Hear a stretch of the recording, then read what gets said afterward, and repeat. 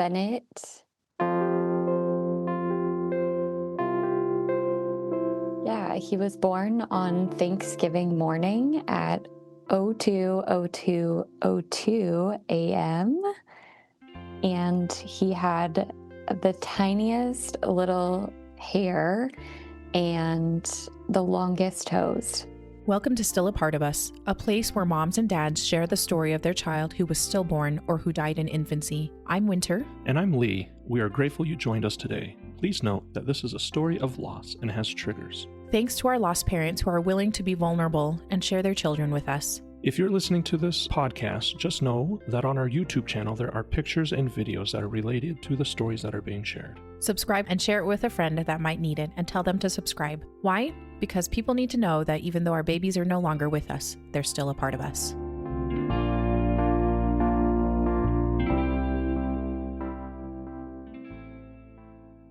Welcome to Still a Part of Us. We are so happy to have Melanie here with us. She reached out to us and I was so excited because she represents an organization that I'm so grateful for, and many of the moms and dads that have been on this show have been impacted by. So Melanie, thank you so much for coming on. Thank you so much for reaching out initially, and welcome to the podcast.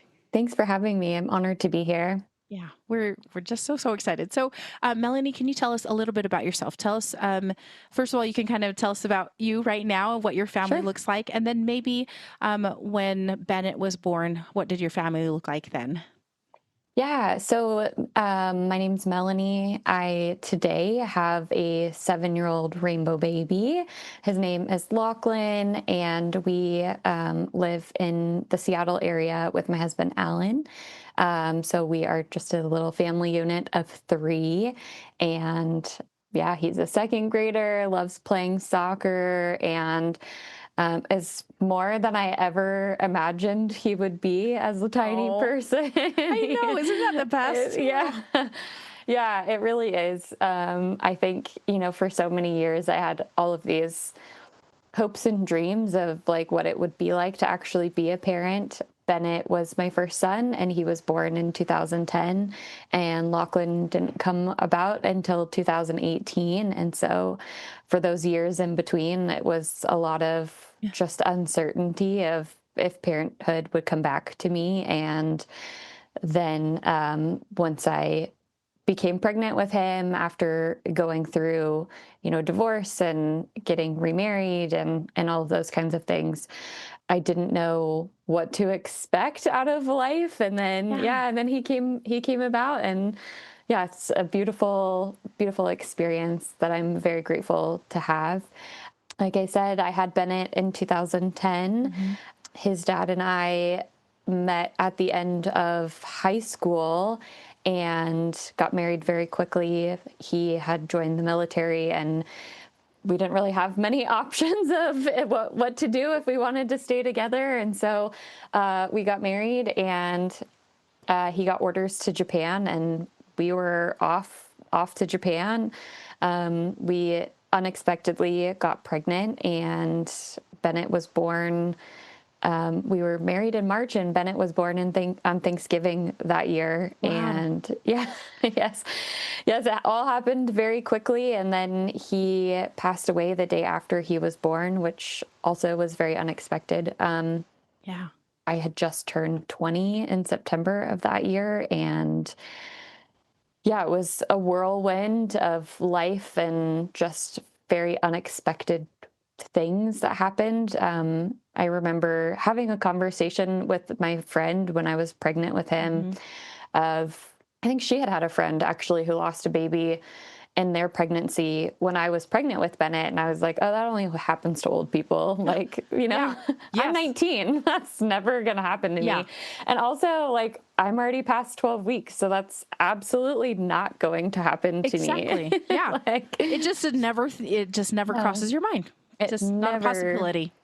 No. And like, I was one of the first people in my graduating class from high school to, 1, obviously get married, and 2, to have a baby, other than maybe a small handful of people who had gotten pregnant towards the end of high school. Or I think we had like maybe 1 or 2 had gotten pregnant in high school. And so they all had, babies that survived. And so it definitely wasn't something I ever considered as a possibility that could happen. And so, yeah, when it happened, it was incredibly unexpected. And yeah, it opened up a very different outlook into the world. And just, yeah, I don't know.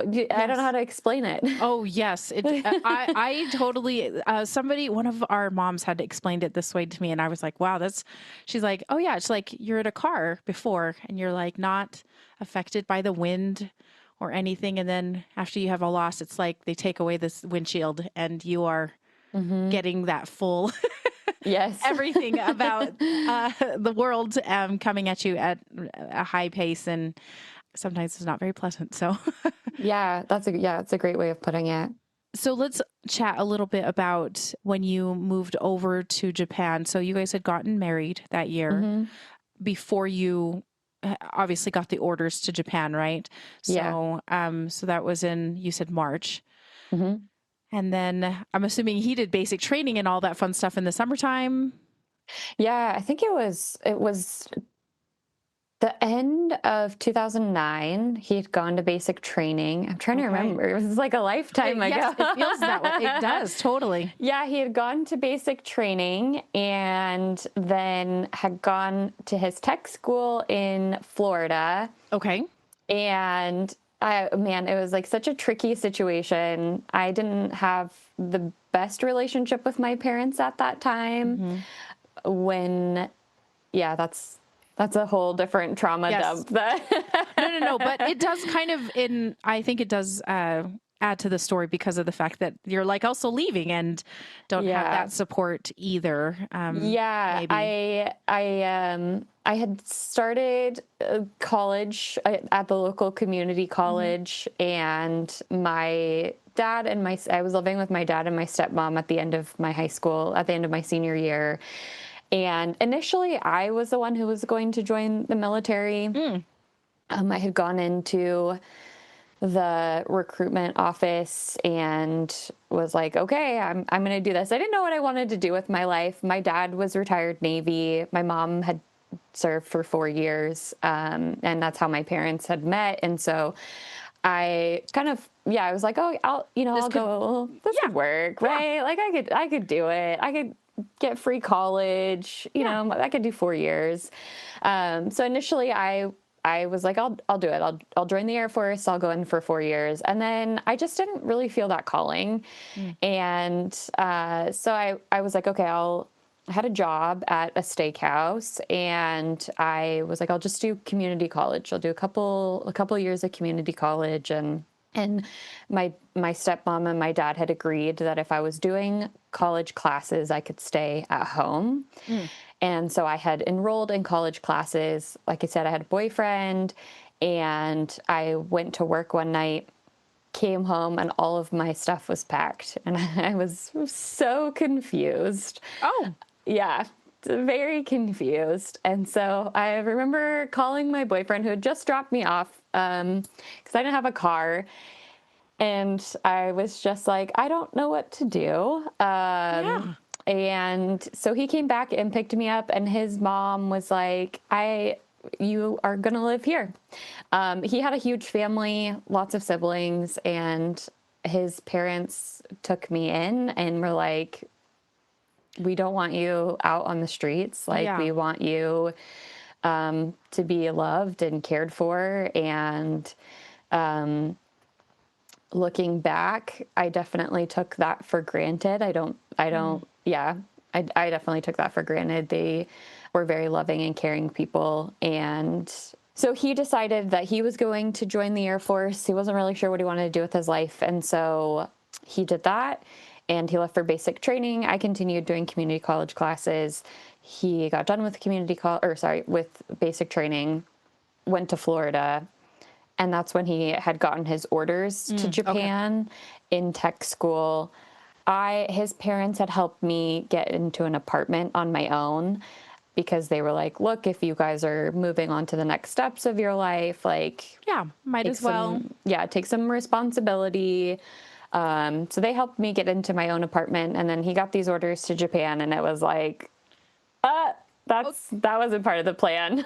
Yeah, that's a big change. That's a big change. And his parents and my parents were like, this isn't the best choice that you guys could make. And we were just like, we're going to do what we're going to do. In hindsight, was that the best choice? Absolutely not. But it's the choice that we made. Yes, right? exactly. And it can't be undone, and it is what it is. Exactly. Yeah. So once he got those orders to Japan, I sold all of my belongings and bought a one-way ticket to Florida. And we went to the courthouse. We got married. And I found out 3 weeks later that I was pregnant. Oh my goodness. Yep. And yeah, and that was March. I found out April 19th that I was pregnant. And we were there until July. We were in Florida until July. Okay. And then we went back home, visited family before we moved to Japan. Our family was very supportive and very loving and very kind. They threw, beautiful baby shower for us while we were home. Yeah. They definitely were like, okay, like, this is the choice that you guys made. Like, nobody was, like, we're not going to support you. Right. Yeah. Okay. So grateful for that. Even though it was very much like, you guys are insane. You do things and you're like, we're going to make this work or whatever. Yeah. You just do. Yeah. And so you guys were living in Florida at the time. Where was home for you guys at that time? In Vancouver, Washington. Okay, great. So it was back in the Pacific Northwest. Okay. Yeah. Great. And then then you left from Florida to Japan. Is that correct? We came back home First. We came back home to Washington and spent like 2 weeks with our families. Oh, good. Okay. Yeah. And that's where we had our baby shower and went and did one of those ultrasounds to try and find out what we were having before, so that we could, because all of our belongings were still in Washington. And so when they do a move, they move everything from one specific location. And since we didn't really have any belongings in Florida, yeah, it just made sense it made sense for them to move us from Washington. And so we went and did one of those like gender ultrasounds so we could find out what we were having and buy a bunch of stuff for him. And I remember my grandma took me shopping when like Babies R Us was still open. Yes. Yep. So she took me and like we went and bought all kinds of like cute things for him and picked out the theme of his nursery and bought all kinds of things for that and made sure that we had literally everything we could ever need for him. Good. Yeah. So you did find out at that ultrasound that he was a boy, and that was before the 20-week, a 20-week ultrasound. Is that right? Yeah, I think it was 17 weeks that we found out. Yeah. Okay. So just a tiny bit earlier, but yeah, I'm sure that things could be revealed. Yes. Yes. How were you feeling, by the way, in that first trimester going into second trimester? Yeah, I didn't obviously know much of what to expect and all of that. But it was I'd say it's pretty easy looking back on it. I had pretty bad insomnia. That was the worst of it. And maybe just nauseous, but nothing completely out of the normal. Okay. That's good. Yeah. Looking back, I'm like, man, I had a pretty easy, yeah, I had a pretty easy pregnancy. Yeah. Yeah. Which in hindsight, like, yeah, towards the end of my story, I think that was part of like what was so jarring about everything is that for the most part, everything was pretty easy. And so we moved to Japan in the summertime. We were there in July, and I'm assuming on a base. Is that right? Like, yep. So we got stationed on a more remote military base on like northern Maine Island, which actually like plays into a lot of the care that Bennett received and kind of what ended up happening with him. The downside of the upside of the military is that you get free healthcare. Yes. The downside of that is that you are at like training facilities. Yes. So when we think of like healthcare in the civilian world, like if you or I go to the doctor, you can choose the doctor that you go to, and you can research like all the credentials that they have and how Yep. long they've been a doctor and all of those kinds of things. So the clinic that's on base, the care that I had received, you had like a rotation of doctors. So Yeah. you didn't pick which doctor you went to. You just had whatever doctor was there the day that your appointment was scheduled for. Okay. So you had the standard 12-week and 20-week ultrasound, and you didn't get ultrasounds outside of that. Yeah. So again, like I had a pretty normal pregnancy. Nothing was alarming or made, any kind of red flags initially. I had 20-week appointment, 24, 28, 32, and then 34. Yeah. And then they kind of get a little bit more And then, regular. yeah. Pretty. Yeah. Yeah. So I think, so for my like 20, 24, 28 and 32, I had somehow managed to see the same Oh. OBGYN that entire time. Okay. Which was really random that had happened that way. Yeah. And she had made some comments of like, oh, you're measuring a little bit small, from like the fundal height Oh, yes. that they do. Yep. But I'm 5'7", and I have a longer torso, and so I don't carry like outward much. Like Yeah. if you saw me from behind, you wouldn't think I was pregnant. Yeah. Okay. So it wasn't until my 34-week appointment that she started saying, "Oh, I think you're measuring more like 32 weeks." Oh, And I was like, "Oh, okay." that's a big Yeah, difference. big difference. And so I came back at 36 weeks. And at my 36-week appointment, I saw a different doctor.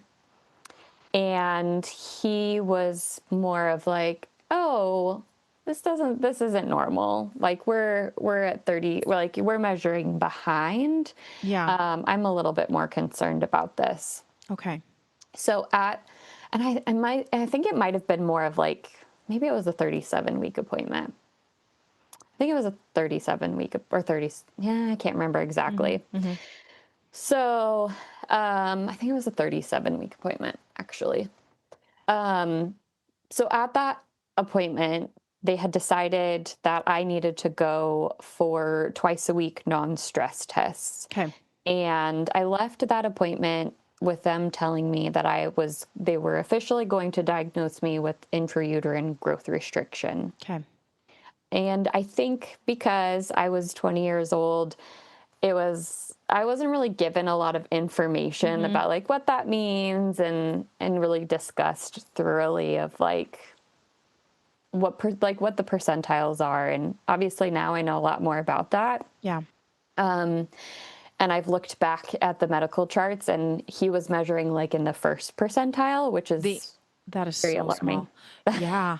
Yeah. Holy cow. Yeah. So I went in. Sorry, he called me. That's right. He called me. I'm like, all these like details are coming back. It's been almost 15 years. So Yeah. it's Yeah. Exactly. That's why I was like, gotta kind of, all the details. And that's what we do here. We do details. So I remember we were going to see the first part of the 7th Harry Potter movie. Yes. Okay. Yep. In theaters. That it was a Friday night, and we were just getting ready to leave to go and see that movie in theaters. And the phone rings, like the home phone, because like we don't have cell phones. Yep. Home phone rings, and I'm like, that's weird. Like it's like 5 o'clock at night, right? So I answer the phone, and it's the doctor, and he's telling me, he's like, "Hey, you have intrauterine growth restriction. We're going to have you come in. We're going to do twice a week non-stress tests." And I remember asking him, like, "What does this mean?" And he's like, "Baby's just measuring small." And I was like, "Okay." And he's like, "We're not worried." And I was like, "Okay, but like, what's the worst thing that could happen?" Yes. And he's like, "The worst thing that could happen?" I'm like, "Yeah, like, what's the worst?" And he's like, the worst thing that could happen is that he could die. And I remember being like, that's a odd thing to say. I mean, I guess I asked him for like the worst thing that could happen, right? So I like, you know, like, I'm like, okay, like we have this, and he reassured me, like, well, I'm not worried about that. Like, we're not thinking about that. I'm thinking that he's measuring closer to 35 weeks. I'm thinking we might have to give him like steroids for his lung development. Yeah. Okay. And he may stay in the hospital for a few days. And like need some support for that. Like, that's what I'm thinking. And I'm like, okay, like that's not a big deal. Right. Yeah. So I hang up, we go see the movie, and this is like back in Facebook land where like you post everything on Facebook, like everything. When you log into Facebook, it's like, what's on your mind? And you are like, the sky is blue today. Yeah. So I remember a different time. It was a different time. We don't post all of our thoughts on Facebook anymore. Thank goodness. So I remember like posting on Facebook about this, and I had a friend reach out and was like, hey, like, is everything okay? Like, both of my babies had intrauterine growth restriction. And she was the one who was like, I was induced at 37 weeks. So be prepared for that first NST to not come home until you have the baby. And I was like, oh, okay. So so I talked to her over the weekend. I read as much as I could on the internet. Sunday night, go to bed. And that night I went to bed, and like, we were broke. We were sleeping on a mattress on the floor, and we had our TV in our room was like on top of a laundry basket, right? And in the middle of the night, our TV falls over. It falls over onto something on the floor, and it breaks. And I was like, whoa, that's so weird. Yeah. And like wake up, and I'm like, wow, that's so weird. And so then I don't like sleep the rest of the night. And like looking back, it was just like such a weird thing to happen. And then like I go in to my non-stress test that day.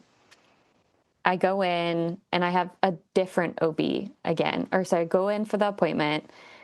It's a different OB. And she's like, I'm not letting you leave. Like, we're having a baby. And I was like, okay. She's like. And you were kind of thinking that you had that prepared because of your friend, right? Like saying something about that. Okay. Yes. Yes. In my mind, I was like, this is not happening. I'm not leaving without a baby. So it was like a later in the afternoon appointment that day. And so I was already like, I just like felt off, right? Like that weird thing had happened in the middle of the night. And so I wasn't like going into this experience, like feeling confident in anything. And I was, terrified of like what's going to happen. Mm-hmm. My friend was also pregnant at the same time, and she was a couple weeks behind me, but she had an appointment that day as well. So she came down and visited me while I was getting my non-stress test, and kind of tried to perk me up and was like, it's great, like he's going to be here, you're going to be an amazing mom, all of those kinds of things. And so they hooked me up and watched all the things, and they're like, okay, yeah, we're gonna keep you. But I'm 37 weeks, and I think it must have been 2 days, and so I'm not dilated at all. Of course, not at all. Nothing. Not even a little bit. No contractions. Nothing happening. Okay. No. So did your husband know that was maybe what was going to have to happen when you went in that day? I don't know. I don't know. I don't have the best memory of like what he was privy to, or like what he remembers. I don't remember him being super involved. And the part of this story where I'm like, so they end up coming in and they're like, we're going to start you like with a Foley bulb. And this is going to take a long time kind of thing. They do this and he goes home. Okay. Yeah, he goes home. So they're like, the nurse is like, you guys you're going to at least be here overnight. And he's like, well, there's nowhere for me to sleep, so I'm going to go home.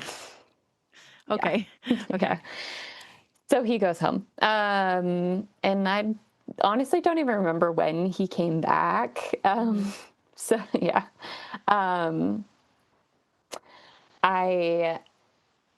Yes. So, okay, then, so you're at the hospital. They had done the Foley bulb. Did that get anything going? Yeah, it fell out in the middle of the night. Okay.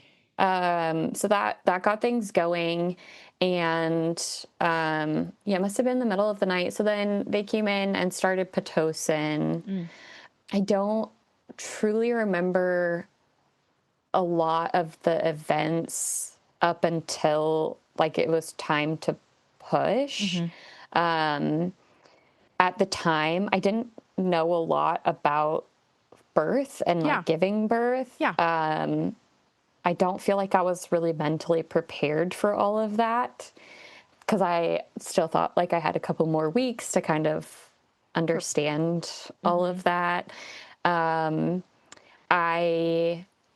Looking back and now having given birth again, had a lot of trauma that ended up happening. Oh. By the time it came time to push, I ended up having almost a complete episiotomy that they did. Yeah. They had to use a vacuum to assist. I had pushed for 2 hours at that point, and so I pushed for 2 hours. They had said if the episiotomy doesn't work, they're going to try a vacuum. If the vacuum doesn't work, they'll try forceps. And if that doesn't work, they're going to take me back for a C-section. And I was like, over my dead body, are you going to take me back? This is crazy town. For a C-section. Yeah. Wow. And I just thought this was normal. Yeah. Like, yeah. Well, yeah. If you don't have a ton of like family members that have had babies and you're very involved, it's just like, okay, I guess we're in for a ride. Okay, whatever. yeah, sure. Sure. Go ahead. Yeah, exactly. Yeah, that's what you need to do. Yeah. And they were like trying to like scare me into it, right? They're like, if you can't push him out, then we're gonna have to do this. And I'm like, I don't know what else I'm supposed to do. I'm doing the best I can. Yeah, I didn't sleep the night before I came in here. I wasn't, and then I didn't sleep the night that I was here because I was by myself. Yeah. I'm in a hospital room. I have this huge thing inside of me that's extremely uncomfortable. You're like, this is not great. It's not great at all. Yeah, and I don't think I ended up getting an epidural with him until about 8 centimeters dilated. Oh my gosh. Yeah, because I thought it was fine. Okay. Like that was tolerable. Yeah, and it's funny because I ended up doing that with both my boys. I was like, oh no, I'm good. Oh, okay. Yeah, I was like, I thought I could do it. No, thank you, modern medicine. I know, isn't it great? It's so great. Yeah. So yeah, it was like this thing of like, if you don't do this, then we're going to do this. And I was like, okay, yeah, this is what they have to do. And so he ended up being born, like I said, at 02:02 a.m. on Thanksgiving morning. And when he was born, they took him straight over to the warmer at the end of the bed. Okay. So I did not get to hold him. They wanted to obviously check him out and run all the tests and look at him. And was he doing okay? I mean, I guess I'm not sure what the practices were for back then, but were they monitoring his heart rate the entire time you were laboring? I think so. Yes, I think so. Okay. Yes, I remember I'm thinking of one specific picture that I have of me when I was in labor, and they had like the pink and blue bands. Gotcha. Yeah, okay. Around. Yeah. So he was doing okay generally, even through the very lengthy process of laboring. Yes. Okay. Yes. And then So he ended up, well, okay, he ended up having a heart condition that we didn't find out about until his autopsy. Oh, So we initially, because he was in utero and is getting all of his blood supply from me, hmm he was fine. But once the cord was cut and he was having to pump his own blood, it. Oh, that's when he started like going downhill, right? So initially they take him over to the warmer and he looks fine. So they kept him on the warmer, like at the end of my bed or like at the end of the room. hmm hmm I don't know for how long. I do remember like telling his dad, like, go take some pictures of him. I Yeah, want to go see there. him. Yeah. I want to see him. So those like 6 pictures that he took in that moment are the only pictures that we have of him. Um, they took him away. Like I said, I don't know how long that timing was. They took Yeah. him away and, like, did the placenta and all the stitching and all the stuff for me.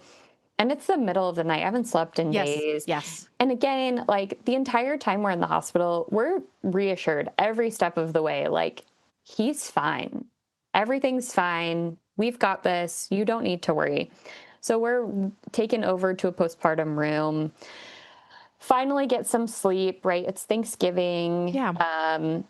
I had gotten the epidural so late that it stayed for a Took long forever. time. Yeah, it stayed for a long time. So I remember like falling asleep and then waking up the next day, and this nurse, I remember her telling me, I was like, I want to go into the, like, they didn't even have a proper NICU. Yeah. 'Cause Okay. this is a small hospital. It's a Right. training facility. It's not a NICU. I remember telling this nurse, like, I want to see him. Yeah. Like, can you like wheel Can- me over there to see him? And I Something. remember her being like, you can see him when you can walk. Like, Oh. you need to get up and you need to walk. And I'm like, geez, okay. And so I didn't because I couldn't walk.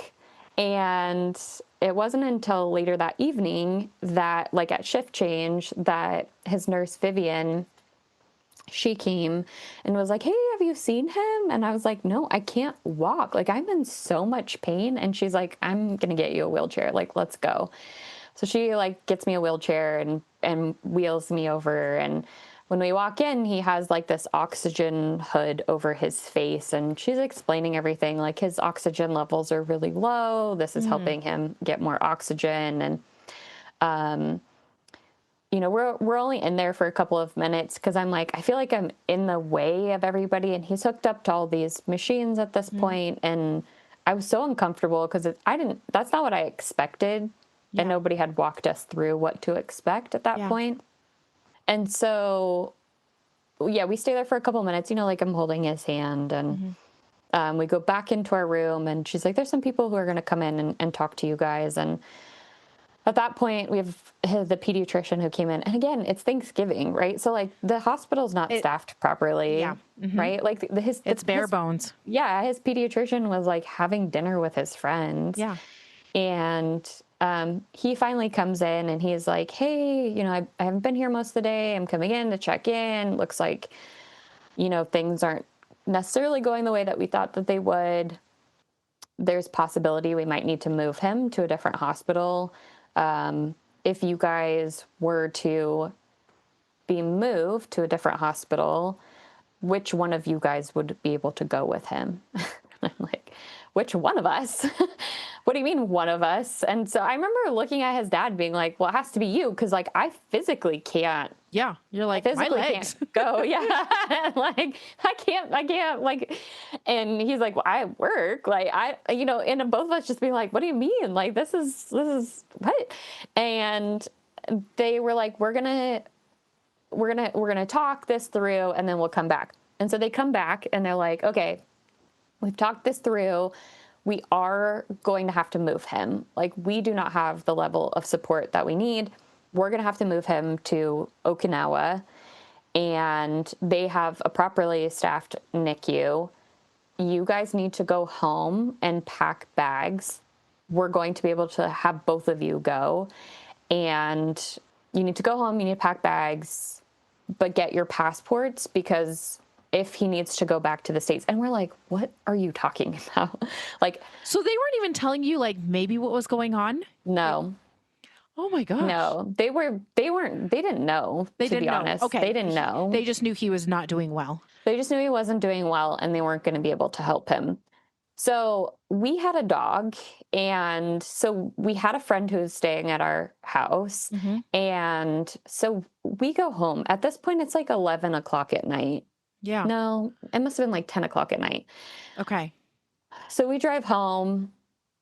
We, like we startle him. He's like, what are you guys doing here? Because we hadn't told anybody anything that was going on at this point. We hadn't talked to our families. We hadn't told anybody anything. And he's like, are you okay? And we're like, no, we're not okay. We're here to pack a bag and go back to the hospital. And he's like, okay. And we're like, can you stay at our house? We don't know how long for. Yeah. Like, can you take care of the dog? And he's like, you guys just do whatever you need to do. I got the dog. So we pack bags really quick and head back to the hospital.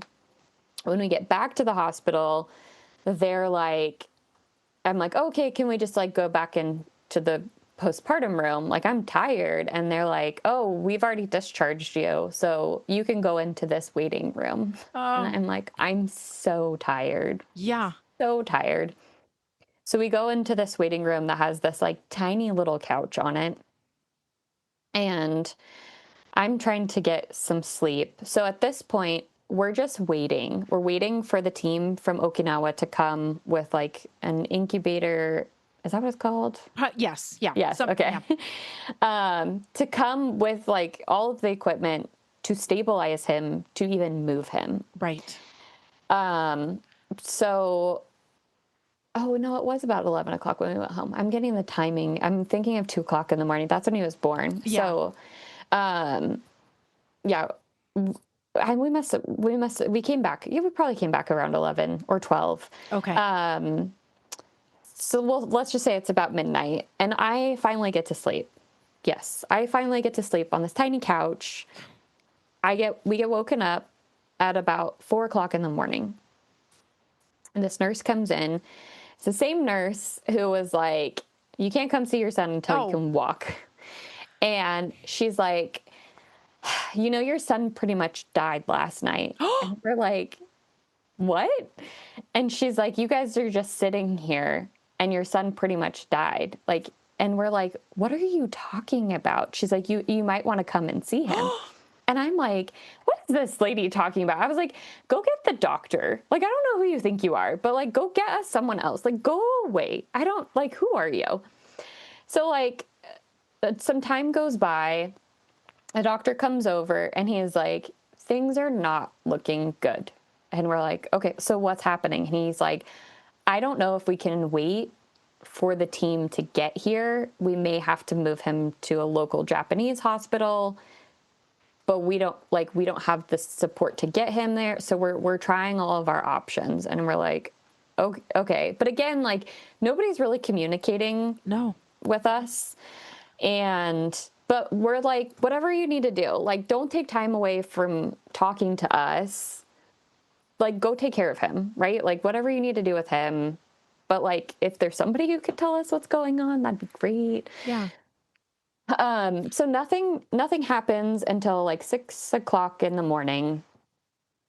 These doors fly open past us, and it's like the team from Okinawa. They're rushing through, and we see them go by. And they go into the room where he's at.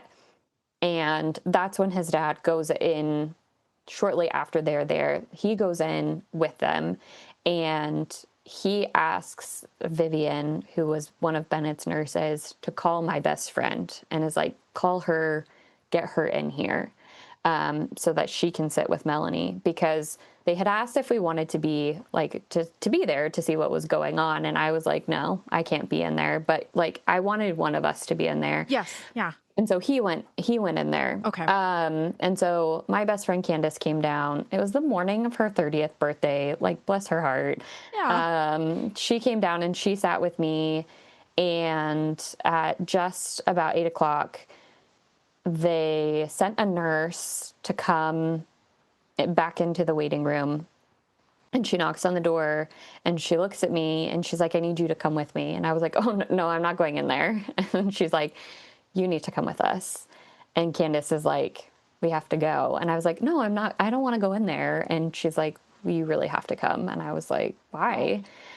So we stand up and we walk out into the hallway, and it's just lined with people just standing there. And I just knew, right? Like, no one's doing anything. They're just standing there. So we walk down the hallway and everyone's not looking at me. They're looking down at their feet. And we turn the corner and we walk into the room. And again, people are just like looking, and Vivian just gives me a really big hug. And she's just like, I know how you feel. And I was like, who is this lady? Like, what is going on right now? And I'm looking around and I don't see his dad anywhere. And I'm like, where is he? Where is he? And Vivian's like, let me go get him. I think he stepped out to go to the restroom really quick. And so she goes and gets him and brings him back. And it turns out he had already known that there was nothing left that they could do for him.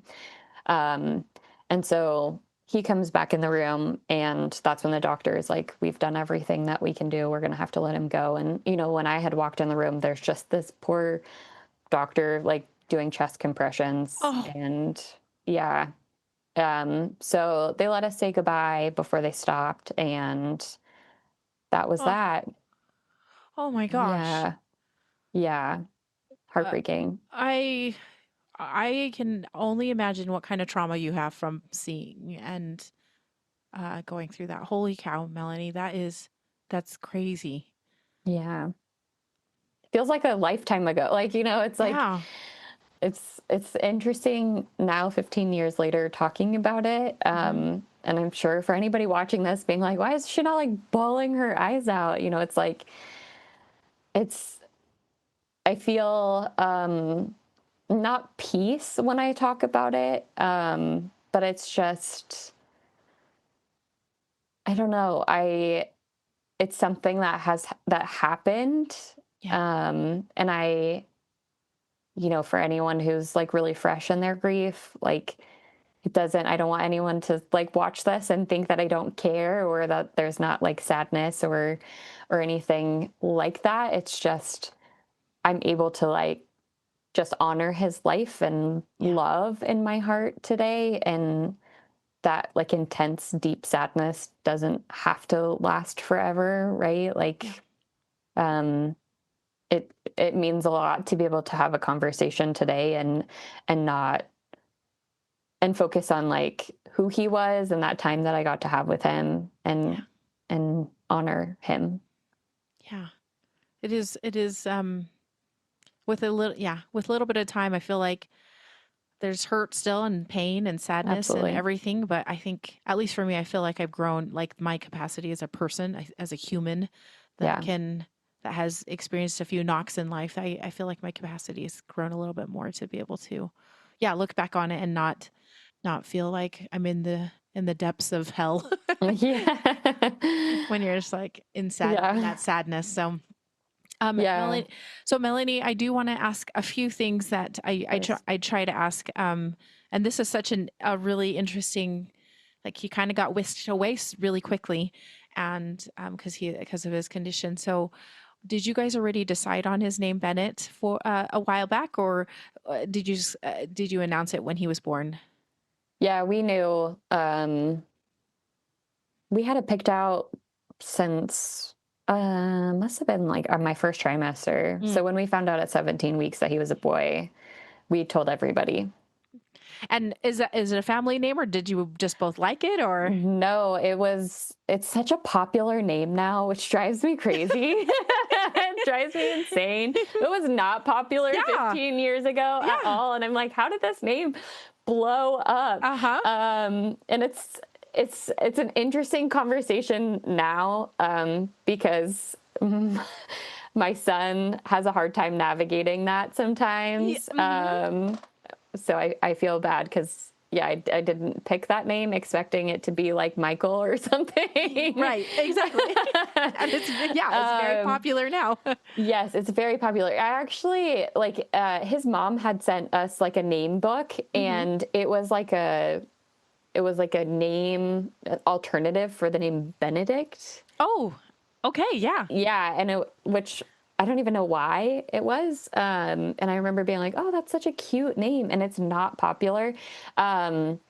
His initials were BIG, Oh, and so we called him Baby Biggie. that is Yeah. the cutest. That is the best. Okay. And he was born Thanksgiving Day in 2010. And how big did he end up being, considering he had this, you guys had growth restrictions? Yeah, he was 5 pounds 15 ounces. Okay. So he was still a good little size. Yeah, he was. Okay. So going back to after going in there, so you obviously were not expecting, you were completely shocked Mm-hmm. by what was actually happening. You said your goodbyes, and then they stopped, and I'm assuming he just passed away shortly after that.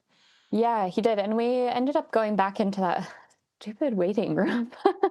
and and some other people ended up coming in the waiting room, and Vivian came in and she was like, "Do you guys want to hold him?" And I was like, "No way." And his dad was the same, like, "No, we don't want to hold him. Like, he's dead. Why would we want to hold him?" And I remember my best friend was like, "Go get him." And I looked at her and I was like, "Are you insane? I'm not holding my dead child. That's weird. Like, I didn't hold him while he was alive. I do not want to hold him." And Vivian brought him in and I was like, "No, Candace, like, I am not holding him." And Candace, she just looked at me and she was like, "If you don't do this, you are going to regret this for the rest of your life." And she like grabbed him from Vivian and like put him in my arms. And I just like held him like this Yeah. and didn't move. And I like, like looked at him maybe like this and held him for, I think it was about 5 minutes. And then I turned to his dad and was like, "Do you want to hold him?" And he was like, "No, I don't want to hold him." Mm-hmm. And then gave him back and was like, "Okay, like, Yeah. I did it." And I am so grateful to this day for her and, for Vivian and especially for Candace being like, "You're going to do this." I don't even know why she had the foresight to even say that. She didn't have any experience with loss like that. So the fact that she even, absolutely not, I don't want to see her. Yeah. Yeah. And then when we were given them, I was like completely blown away because they're so beautiful. And they're so well done. Cause I've seen really not well done ones. Right. Yes. Yes. They're really beautiful. And so, yes, I have one hand and one foot and they're really special to have. Yeah. That So is good. I have those. Had some of his hair. Okay. You did get some. Okay. Got a little bit of his hair. I'm trying to think if there was, yeah, I think that was it. Okay. Yeah. It's just, I can imagine just being in this very foreign location to you and not having any family around, just the two of you, and then just relying on the staff, and hopefully people help you out as much as they can. And there were thankfully some people that did help you out. Yeah, there was. My dad actually ended up flying out. He did. Yeah, he came out about, I want to say it was like 3 days after, and he ended up staying for 3 weeks, which was amazing. Yeah. Especially given like our relationship had been really challenging. Yeah. The year prior to that. It was really, really nice to have him and just have some kind of normalcy in such a really hard and unexpected time. It was nice. He was there for his funeral and his cremation. And yeah, my dad had been stationed in Japan when we were younger. Really? Yeah. I actually had lived in Japan when I was like 9 to 12. Yeah. So it was nice to like have my dad in Japan and like us to go, like kind of, together. Just have some time. Yeah. Yeah, that's really cool. Yeah. And then I am curious if you guys did anything, I mean, you left the hospital, I'm assuming just shortly after, Yeah, so when right? he passed away and I held him, I just remember being like, I need to call my mom because again at this point nobody knew. Yeah. Nobody knew what had happened. And we did call our parents when we went home to Okay. pack our bags and just told them like we don't know what's happening, but like we're going to have to go somewhere. And they were Yeah. like, okay, keep us updated. And so someone had given me their cell phone and I called my mom and I called and they were sitting down for Thanksgiving dinner back Yeah. home. Yeah. And I was like, Bennett died. And she's like, what? And I'm like, he died. And she was like, what do you mean he died? And I'm like, he's dead. He died. We're leaving the hospital. He's dead. And I was like, I gotta go because I have to call, everybody All these. else and tell them that he's dead. So we waited until we got back home, and then I called my ex's mom, and again, he couldn't call and tell her. He was just like, I can't tell her this. Yeah. And so I called her and I was like, hey, and she's like, hey, what's going on? Like, why are you at home? And I'm like, he's dead. And she's like, what do you mean he's dead? And I'm like, he's dead. And she's like, can I talk to my son? And I'm like, yep, here you go. Yeah, and then I had to call my dad, and my dad's like, what do you mean he's dead? As everyone's like sitting down to have their Thanksgiving dinners, I'm like, hey, your first grandchild's dead. Sorry. Don't know what to do. But you Yeah. have to tell them the news. I mean, this is like, it's the worst news to be the bearer of. Yeah. Yeah, and like so we had come home in the morning and we had a friend, like I said, we had a friend who was staying at our house and we show up and he's like, what are you doing here? And we're like, he's dead. Can you leave? And he's like, oh my God. Okay, sorry. Bye. And so he leaves and we were supposed to host Thanksgiving at our house for Yeah. all the single airmen, all of our friends. And again, we were poor. So like all of our friends had pitched in money to buy this Thanksgiving dinner. And we were like, no, not happening. not happening. Sorry. But also I'm like, I'd made these phone calls and then finally fall asleep on the couch and I wake up and I'm just like crying and crying and crying. And I'm looking at Facebook and I'm like, oh, like all these people think that he's alive because he had posted a picture on my Facebook letting everybody know that he was here. Oh. And so I was like, what do I do? And he's like, don't post anything, just leave it alone. And I was like, no, I have to post something because I don't want to tell everybody over and over again. And like our neighbor had seen that post and she saw that we were home. So she kept coming over, like knocking on our door. And so I remember just like posting on Facebook that he died, like it was, what's on your mind, Facebook? He's dead. Leave me alone, and, because I was just tired of telling people, I was the one who had to make these phone calls and tell people the hardest thing that you ever, over and over and over again. And, yeah. Oh, Yeah. it's my husband had to do it. And cause I was like, I can't, I just can't. And I don't, like, I don't have any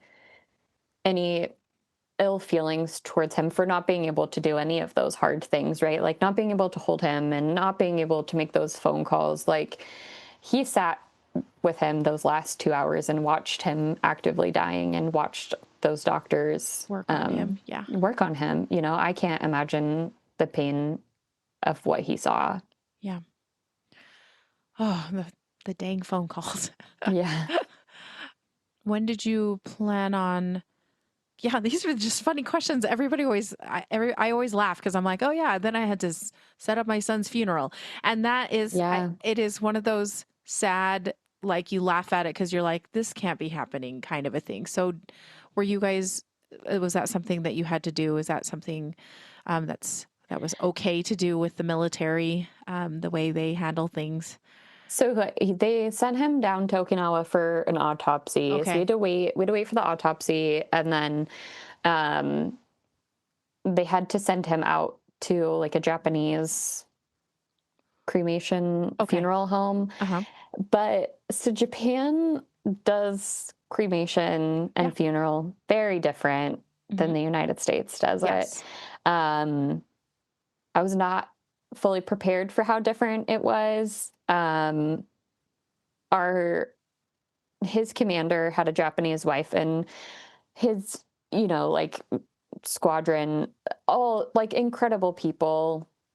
We had food for weeks. They all pitched in money to pay for, like, we didn't pay for his funeral. We didn't pay for any of that. Like they were so gracious, and which was great because the military gives you life insurance money for these kinds of situations, but like we didn't see it for a year.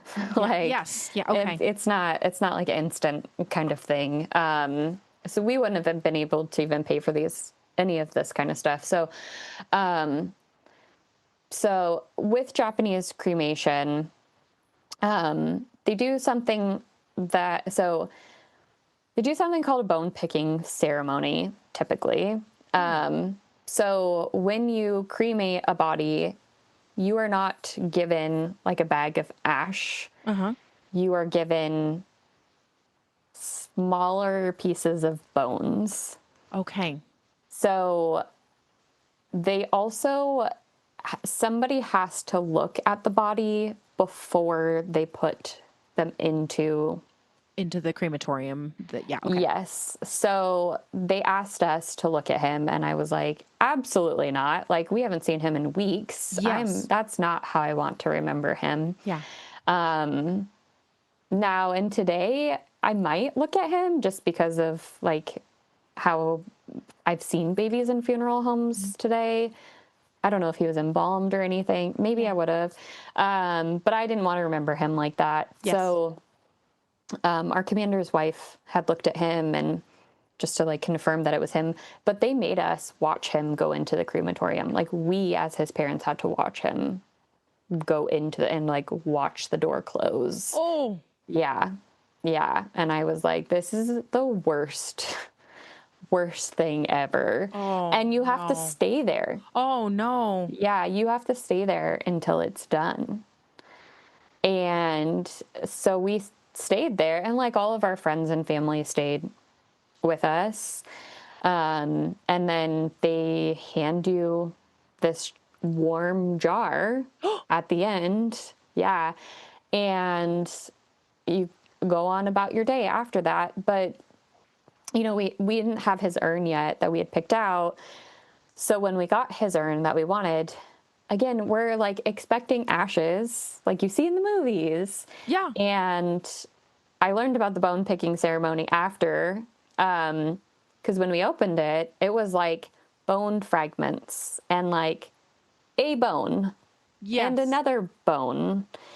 And because there's like I said, normally the family will go in and they'll pick out the specific bones that they need to put into, they don't do like standard burial. They have these like family plots that they like put these specific bones into. And I don't want to misrepresent the process. So I don't I'm not an expert on this. Look it up. So 3 years later, when I went to spread my half of his ashes, I actually had to go to a funeral home here in the States and ask them to make it into ash. Yeah, I was like, can you like re-cremate him? Like, I'm afraid I'm gonna get like murder. Yeah, like, exactly. If I throw this into the ocean and someone finds this, like there's gonna be like some murder investigation opened because up. of it. Yeah, I mean, this is not like this is. I don't want normal. this to be. Yeah, I don't want that to happen. That is, but you're right. It was it was a very different, very, very different experience. So I have all of these memories again, like of being handed this warm jar and having to watch as our son his little coffin is put into the crematorium and the door is closed and waiting there. Yeah, waiting until it's done. Did you have a funeral before that time? No, that was his funeral. That was like, his funeral. Okay, that's yeah, whenever all your family and friends all were of our family. Well, like my dad was there, and then our right. friends who were there, and some of the nurses who took care of us, and yeah, we were like had to give a speech. Kind of thing, which I don't even remember what I said. I Yeah. just, you But you like, said thanks something. for being here. Yeah. Yeah. Like, Because it's all a blur. Let's be honest. yeah. It is all a blur. Yes. Yes. Wow. That is so, that is hard. I bet that was that was hard. I Yeah. just keep thinking about it. I was like, wow. Melanie, thank you so much for sharing Bennett's story. His short little life, and I'm just so sorry for how much that was probably just so hard and so, yeah, pretty loaded. A lot of stuff Yeah. is so. Yes. Yes. This is a lot. I mean, this is just probably so much for you as somebody being over there by themselves, essentially, to handle by yourself. Yeah. Um, Before we close, I just wanted to see if you wanted to say anything more about Bennett, or last little bit of anything that you wanted to say about him specifically. No, I don't think so. Okay, perfect. I just wanted to make sure because it was really just really lovely, and I also think that he got a lot of love and also with despite his short time on this earth. So thank you so much again for sharing that story with us. Yeah, of course.